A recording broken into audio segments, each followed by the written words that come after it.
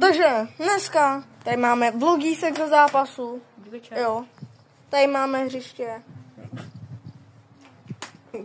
Jo. Tady hezky. Letenské cigárko uvidíte hezky. Jo.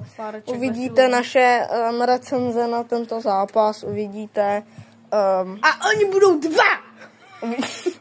Uvidíte výsledek a řečím.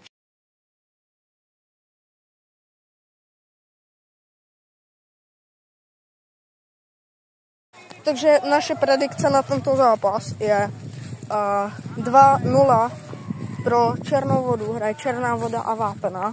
Já si myslím, že vyhraje 2-1 Vápena, protože mají víc šancí. Momentálně 20. minuta, je to 0-0. My se vám ozveme, dáme si nějaký ten snack a...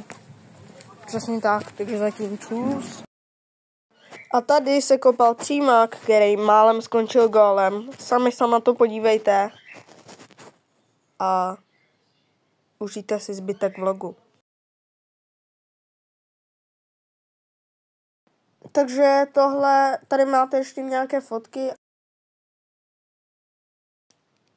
A nakonec to teda skončilo 2-0, jak já jsem typoval. A tohle bude všechno z dnešního vlogu a zatím čus.